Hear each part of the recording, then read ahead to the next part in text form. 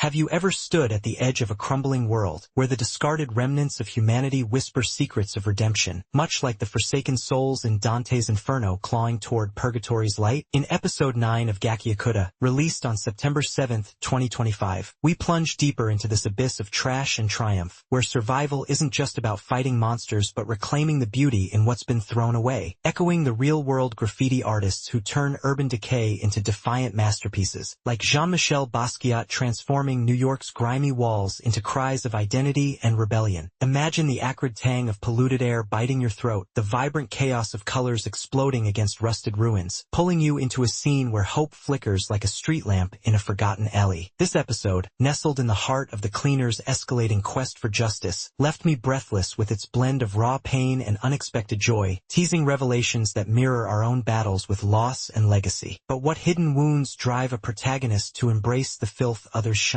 You'll feel the pull, the itch to uncover it yourself, as if the episode's shadows are reaching out, daring you to step closer, because knowing is not enough. You must live it. Episode 9 transports Rudo and the cleaners to a vibrant yet perilous outpost in the abyss, building directly on the previous episode's mission preparations where alliances were forged amid growing threats from monstrous trash beasts. Here, they seek a crucial spell to bolster their arsenal, only to confront the fragility of life in this underbelly world, much like the sudden turns in historical uprisings, such as the Paris Commune's fleeting euphoria shattered by inevitable loss, where dreamers rally before the storm breaks. You can almost hear the distant hum of celebration mingling with sorrow, feel the rough texture of graffiti under your fingertips as characters navigate a town alive with art but shadowed by death. Key events unfold with a bittersweet rhythm, arrivals, inheritances, and farewells that propel the narrative toward uncharted dangers, leaving threads of mystery dangling like unfinished murals on a wall. What ritual binds these outcasts together, and why does it taste of both liberation and lament? The suspense coils tight, urging you to witness how this transition ignites the arc's fire. Don't just read about it. Let the curiosity consume you until you're compelled to dive in. Episode 9 masterfully advances the main narrative by shifting from the cleaner's headquarters to Canvas Town, a graffiti-saturated haven that serves as a pivotal resupply point before their high-stakes incursion into no man's land, echoing the strategic pauses in epic tales like Homer's Odyssey, where heroes gather tools and wisdom amid deceptive calm. The pacing is deliberate, blending quiet introspection with bursts of communal energy, creating a dramatic balance that heightens tension without overwhelming. Key revelations emerge around the mechanics of spells and inheritances, culminating in a poignant cliffhanger that hints at escalating conflicts with the Abyss's guardians. A subtle plot twist involving a sudden loss adds emotional weight, reframing the mission as not just survival but succession. Yet, fans often grapple with cloudy aspects like the exact nature of contamination deaths or the ambiguity in power transmissions. Drawing from the manga's chapters 26 to 28, which this episode faithfully adapts, these are clarified. Contamination, as seen in Gob's demise, stems from prolonged exposure to the Abyss's toxic miasma without protective gear, a direct consequence of his rebellious spirit, much like Icarus flying too close to the sun in Greek myth. The manga elaborates that such deaths are commonplace, underscoring the world's harsh environmental commentary, and the air selection isn't random but tied to emotional resonance with the town's legacy jinky. This deeper context reveals the episode's opacity as intentional, mirroring real historical ambiguities in revolutionary movements where details emerge only in hindsight, enriching the animated segment by inviting viewers to ponder the unseen costs of freedom. Rudo's arc shines here, his hidden wounds, physical scars from a brutal past, mirroring psychological fractures that propel his growth, much like Hamlet's internal turmoil driving him toward vengeance. His choices, from grappling with pain to embracing communal rituals, feel transformative, revealing motivations rooted in reclaiming value from discardment. Remlin, the enigmatic heir, bursts onto the scene with a childlike mischief that belies deeper grief, their dialogue surprising in its blend of innocence and wisdom. Engine and others provide grounding contrasts, their consistent loyalty highlighting Rudo's evolution from lone survivor to integral team member. Were these developments consistent? Absolutely, yet surprising in their vulnerability, as if you're witnessing a gladiator shed armor in the arena's shadows. What drives such exposure, and how does it reshape alliances? The curiosity lingers, pulling you into their psyches. Beyond surface action, the episode probes profound questions of power, morality, and survival versus despair, manifesting in characters' struggles like the ethical dilemmas in Orwell's Star 1984, where creation defies oppression. Art becomes a metaphor for resistance, graffiti as a scream against erasure, while sacrifice underscores legacy's burden. Must one die for another to rise? Hope clashes with despair in moments of celebration amid loss, questioning if beauty can redeem a polluted world. These aren't abstract. They pulse through Rudo's touch, awakening forgotten objects, echoing historical artists like Frida Kahlo channeling pain into vivid expression. Imagine feeling that spark in your own hands. What discarded part of yourself begs revival? The themes provoke, leaving you haunted by their universality. Canvas Town enriches the universe with new lore, a sanctuary where givers infuse art with magic, complicating the abyss's rules by introducing spells as temporary enhancements. This cultural layer, rules of inheritance, contamination risks, adds depth without overload, like expanding Middle-earth's realms in Tolkien's works, making the world feel lived in and treacherous. How does this lore twist future battles? The intrigue builds, as if you're mapping an uncharted territory yourself. The script is sharp and poetic, lines carrying foreshadowing weight, like whispers in Shakespeare's tragedies that echo long after. Things worth passing on resonates with historical mottos of inheritance, such as Lincoln's Gettysburg Address urging preservation amid sacrifice. Dialogue isn't cliché but impactful, blending raw emotion with subtle philosophy. A character's farewell lingers like a half-heard confession in the night. Did it move you? Absolutely, forging connections that demand you seek the full context. What unspoken words hide in the silence? The animation captivates with fluid graffiti sequences that burst like fireworks against desaturated ruins, symbolism in vibrant colors piercing shadows to evoke hope's intrusion on despair, much like the chiaroscuro in Caravaggio's paintings, where light carves emotion from darkness. Stillness in mourning scenes contrasts frantic movement, amplifying isolation. Direction employs dynamic camera angles, low shots during revelations to mimic vulnerability, rapid edits building rhythm like a heartbeat in Hitchcock's thrillers, mirroring characters' turmoil. The soundtrack haunts as a silent character, motifs swelling with strings during celebrations, reminiscent of Ennio Morricone's scores evoking vast, lonely frontiers. Silence in key moments speaks louder, like the hush before a storm in Kurosawa's films. Voice acting stands out. Rudo's Seiyuu delivers tremors of pain that embody his scarred soul, while Remlin's ambiguous timbre, playful yet poignant, captures enigmatic depth, drawing you in as if their voice echoes in your own doubts. This episode scarred me with its raw ache, sparking wonder at human resilience amid ruin, much like the collective grief in post-World War II Hiroshima narratives, where survivors rebuild from ashes. Pivotal moments feel like destinies colliding, a breaking point shifting paradigms, evoking tears and triumph. What universal questions linger? Can we redeem what's broken in ourselves, or does sacrifice define us? Imagine carrying Rudo's burdens, the weight pressing your chest. Does it crush or empower? The emotional echoes provoke, making you question your own scars, compelling a deeper engagement as if the story's unresolved pain is now yours to resolve. Employing a reverse reading, potential flaws like deliberate pacing might feel sluggish, but reframe as stylistic choices enhancing thematic immersion, allowing grief to breathe like pauses in Beethoven's symphonies. Complexity in lore could confuse, yet it's a deliberate opacity mirroring life's ambiguities, fostering discussion. Measured critique. While visuals dazzle, some transitions feel abrupt, yet overall, the episode balances ambition with execution, flaws serving the narrative's gritty authenticity. Episode 9 excels in weaving artful world-building with gut-wrenching character depth, its strengths in emotional resonance and thematic boldness outweighing minor pacing quibbles. It succeeds triumphantly in elevating Gachiakuta's narrative to philosophical heights. I personally anticipate its ripples reshaping the series. But what if the